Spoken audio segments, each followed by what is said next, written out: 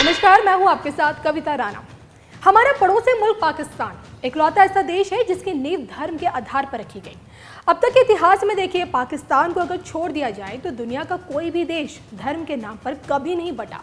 1947 का वो दौर कभी भुलाया नहीं जा सकता है जब जिन्ना की जिद ने भारत को दो टुकड़ों में बांट दिया।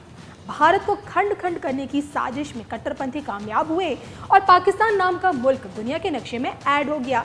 लेकिन आज पाकिस्तान के हालात ऐसे हैं कि दुनिया के नक्शे से यही मुल्क मिटता जा रहा है। आपने कहावत जरूर सुनी होगी, जो जैसा बोएगा वैसा ही पाएगा। अब कैक्टस से देखे गुलाब की उम्मीद तो नहीं की जा सकती ना। इसी तरह आज पाकिस्तान जिन हालातों में है उसके पीछे की वजह वो खुद है।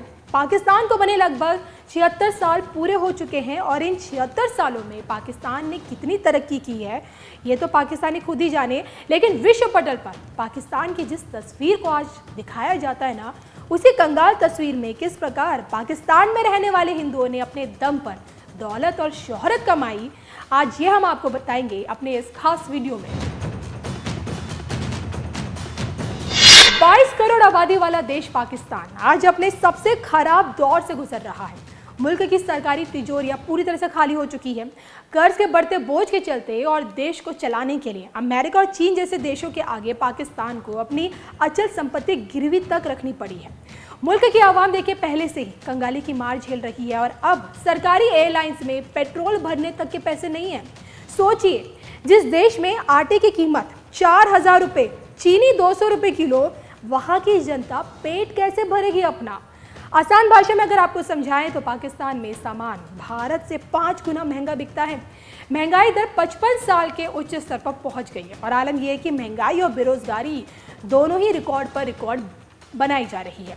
अब मुल्क के देखिए इन्हीं बदहाल और कंगाल हालातों में हिंदुओं की स्थिति भी कुछ ठीक नहीं है। जी हाँ, आपको ये जानकर ताज्जुब होगा कि आज़ादी के वक्त पाकिस्तान में 22% हिंदुओं की आबादी बसती थी और आज की डेट में वो 22% हिंदू 2% तक पहुंच चुके हैं।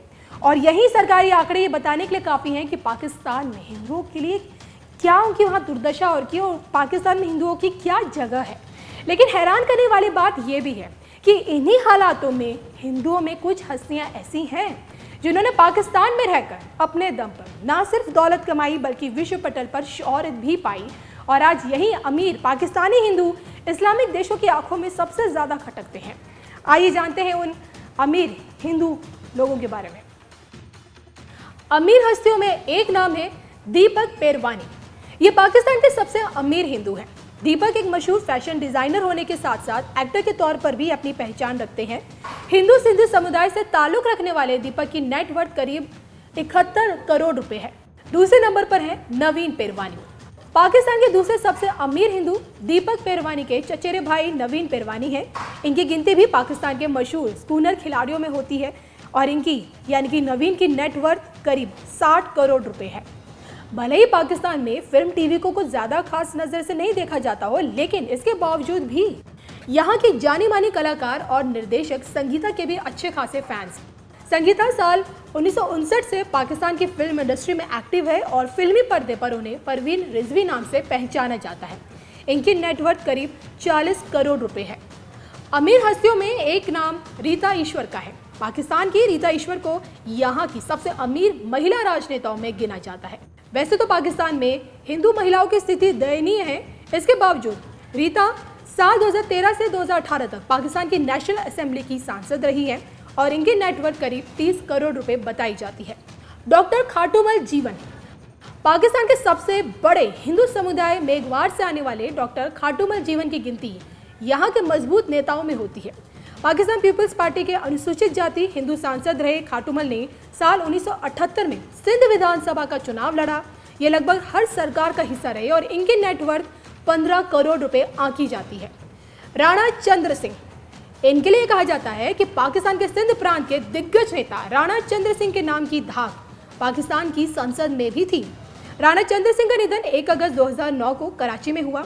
एक समय में पाकिस्तान के सबसे पावरफुल हिंदू माने जाने वाले राणा ने साल 1990 में पाकिस्तान हिंदू पार्टी की भी स्थापना की थी और निधन के समय इनकी नेटवर्थ करीब 12 करोड़ रुपए थी।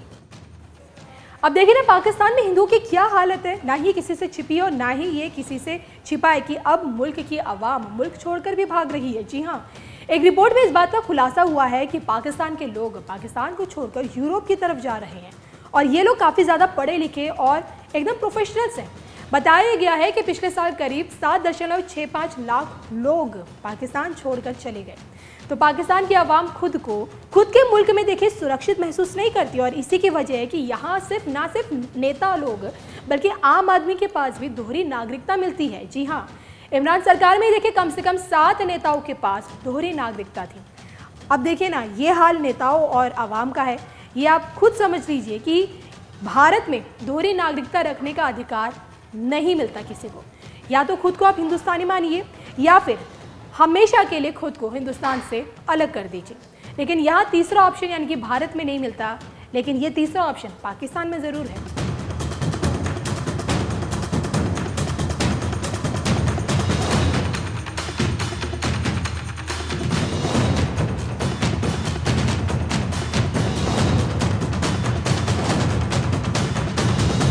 यहाँ पर देश की बात ना करके उत्तर प्रदेश की भी बात करना चाहता हूं। अभी हाल में ही ग्लोबल इन्वेस्टर समिट, बहनों भाइयों, ग्लोबल इन्वेस्टर समिट में मैं भी भाग लेने के लिए आया था। मुझे यह जानकर बेहद खुशी हुई कि 35 लाख करोड़ से अधिक का इन्वेस्टमेंट उत्तर प्रदेश में होगा। इसके लिए देश के उद्योगपतियों ने करार किया। यह कोई छोटी उपलब्धि नहीं है। मैं समझता हूं कि उत्तर प्रदेश में, पहले तो मैं भी मुख्यमंत्री रहा हूं, लेकिन इसकी पहले मैंने कभी कल्पना नहीं की। मैं इसके लिए मैं योगी जी की प्रशंसा करना चाहता हूं। भारत में ऐसी अनुकूलता पैदा हुई है, केवल देशवासी ही अपना निवेश यानी इन्वेस्टमेंट नहीं कर रहे हैं, बल्कि दुनिया के दूसरे देशों से भी इन्वेस्टमेंट बड़ी भारी मात्रा में भारत के अंदर हो रहा है। भारत में भी यह सब सारी अनुकूलता पैदा न हुई होती तो मैं समझता हूं कि दुनिया के दूसरे देशों से जितना आज निवेश हो रहा है, जितना इन्वेस्टमेंट हो रहा है, वह शायद किसी भी सूरत में न हो पाता। एप्पल नाम का एक कारखाना, एप्पल का यह नया कारखाना, एप्पल के बारे में आप सभी अच्छी तरह जानते होंगे। अब बहनों भाइयों, जिसकी हम लोग कभी कल्पना नहीं कर सकते थे, वह कर्नाटक में लगने जा रहा है, यानी हमारे भारत में लगने जा रहा है। पहले यही एप्पल कंपनी इस काम को चाइना में किया करती थी, यानी भारत के प्रति आकर्षण बढ़ा है, भारत में व्यापार करने की अनुकूलता बढ़ी है। इसलिए एप्पल जैसी कंपनी भी अब चाइना को छोड़कर भारत में अपना कारखाना लगा रही है, कर्नाटक में लगा रही है। यह भारत की हैसियत, यह भारत की साख, यह भारत की विश्वसनीयता, बैंकिंग में सुधार का ही परिणाम है। जहां अमेरिका और यूरोप जैसे विकसित देशों में बैंक लड़खड़ा रहे हैं, तो भारत जैसे देश में बैंक मजबूती को हासिल कर रहे हैं। आप लोगों ने अखबारों में पढ़ा होगा सिलिकॉन वैली बैंक अमेरिका का, सिग्नेचर बैंक अमेरिका का, क्या हालत हो गई वहां की। एक क्रेडिट स्विस या यूरोप के बैंक सब लड़खड़ा गए, लेकिन भारत के बैंकिंग सिस्टम पर कोई भी अंतर नहीं पड़ता। हमारा पड़ोसी देश पाकिस्तान और श्रीलंका, यहां पर क्या हालत है, कैसा आर्थिक संकट पैदा हुआ है, यह भी आप लोगों ने अखबारों में पढ़ा होगा।